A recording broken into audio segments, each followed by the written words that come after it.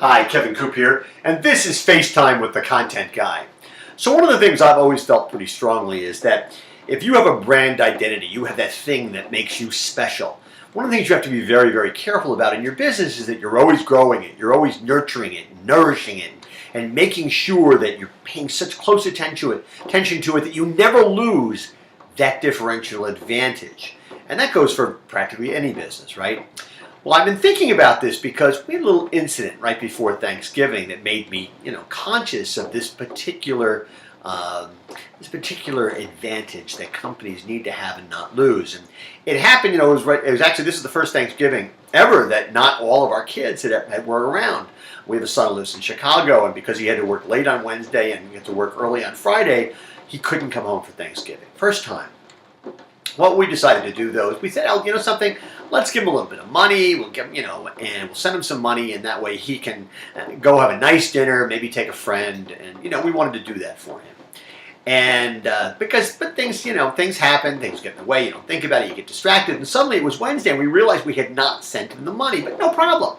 Mrs. Content Guy says, I'll run over to Chase, that's his bank, I'll run over to Chase, I'll put $100 in his account, and then we'll call him, we'll say, hey, listen, go have a nice dinner with some friends, right? So she goes over to Chase armed with 5 $20 bills and his account number, and they wouldn't let her deposit it. They said, I'm sorry, we will not accept deposits from people in cash that if they don't have the account. It's $100. Well, why? Well, so we're worried about things like money laundering and misuse of accounts.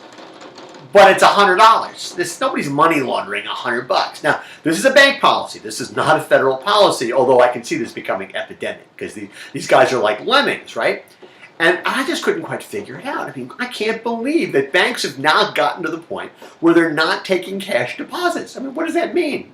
There's other ways you can do it. You can do a money order, but that costs you some money.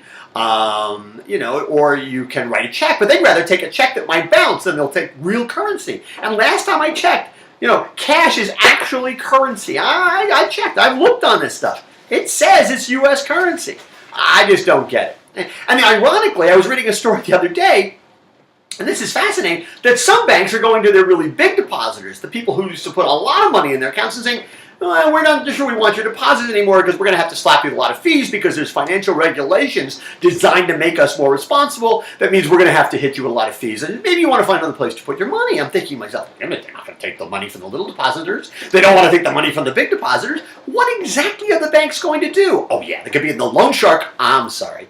The credit card business, they could do that, I suppose. And we know they can always do things like they can do student loans where they can charge really, really high rates to students who are never going to be able to pay them off. That'll be a really good thing they can do. But other than that, it seems to me that banks are getting out of the traditional financial services businesses that banks used to be in the business. That was what made them special. That was what made them different. That was what made them a cornerstone of American life. But apparently they don't want to do that anymore.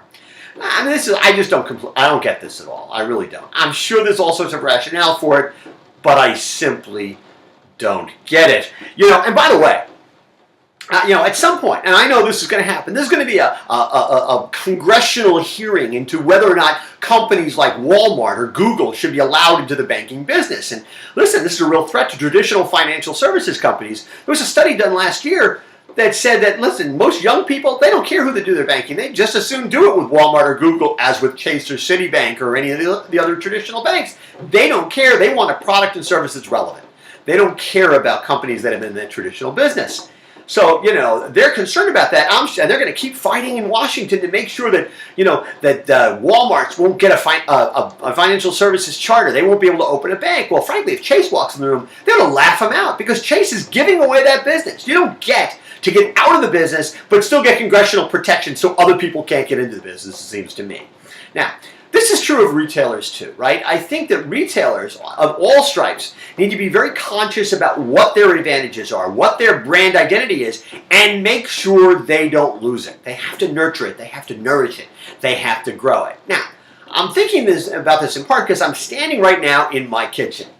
And in this pot, my daughter is making pulled pork. It's been cooking for about 10 hours. It smells amazing. It smells intoxicating. In fact, I've been doing really, really well not to have drooled at any point during this commentary.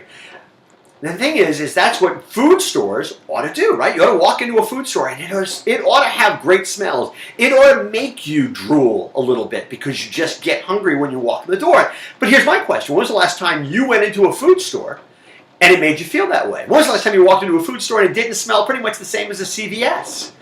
If you own a food store, when you walk in the door, what does it smell like? Because if you're not paying attention to this stuff, if you're not making people hungry when they walk in the front door, well, you're like a bank that doesn't accept money as a deposit.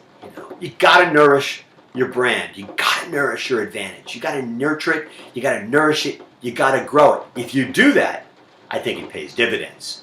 Anyway, that's what's on my mind this Thursday morning, and as always, I want to hear what's on your mind.